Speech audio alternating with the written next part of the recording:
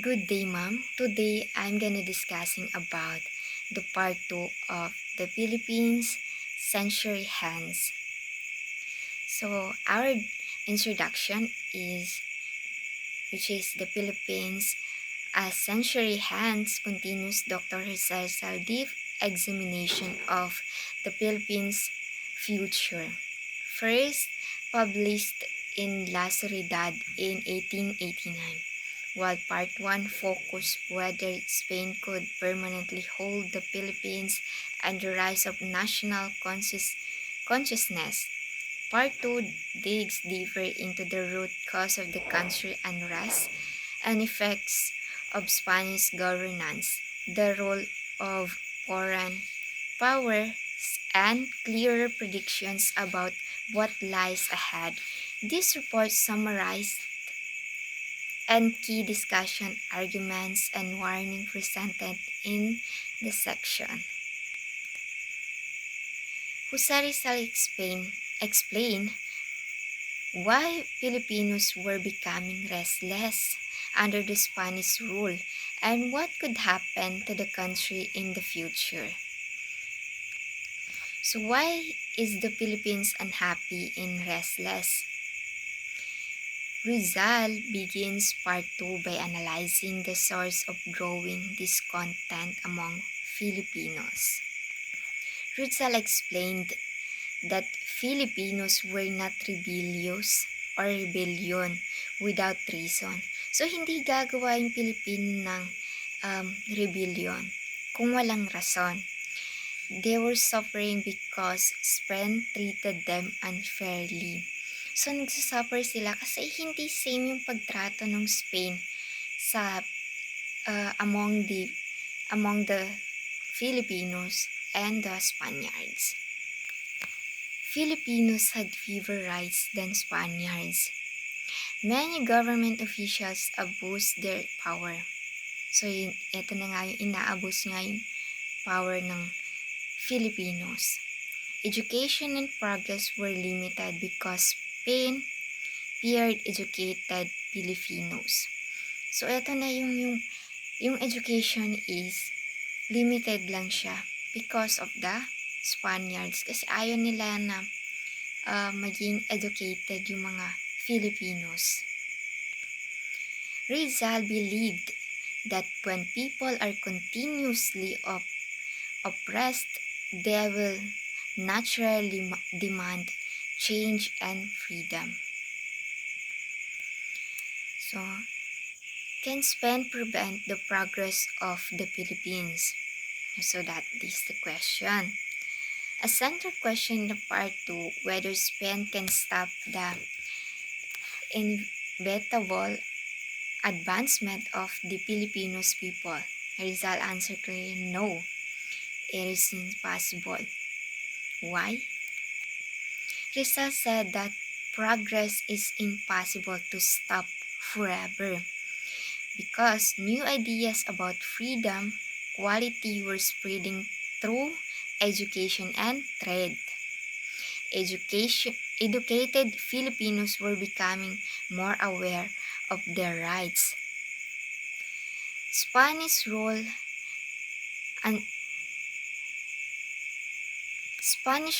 unintentionally united Filipinos because they shared the same experience of oppressions. According to Rizal, Spain had two choices. So, ang Spain is meron silang two choices. Give reform and quality or eventually lose the Philippines. So, yan na yung two choices ng Spain. So, the rule and interest of foreign power. In this part, Rizal expand his analysis to intentional politics, examine which nations met take interest in Philippines once Spain withdraws or weakens. He assesses the intention and capabilities of major power at the time. So according to Jose Rizal is the other powerful nations is interested sila sa Philippines. Also na-mention na yung mga countries, we have the England, Germany, France, because of the trade and colonials. The United States because of its growing power in politics or Pacific rather. Japan because it was become a strong Asian nation. And also may warning si Jose Rizal about what happened in the future. His warning was very important. Even if Spain leaves, the Philippines could still become controlled by another countries if Filipinos are not prepared of true independence. So sabi ni Jose Rizal, even iiwan man ng Spain ang Philippines, still pa rin na kontrolado pa rin ito ng other country. If yung Filipinos is they are not prepared for true independence. Number 4 is what will happen to the Philippines? Based on his analysis, Rizal represents clear conclusion in part 2. Independence is inevitable. He reaffirms that sooner or later the Philippines will be free. The process may be slow or fast, peaceful or violent, but history showed that nations eventually govern themselves. So according to Jose Rizal, he believed or he strongly believed that the Philippines would someday become free. However, he explained that the freedom alone is not enough. Filipino must also. So according pa kay Jose Rizal, freedom is not enough. Is not enough alone. Is not enough. Hindi siya enough kung hindi educated ang Pilipino. Hindi sila united. And hindi rin sila hindi sila work hard.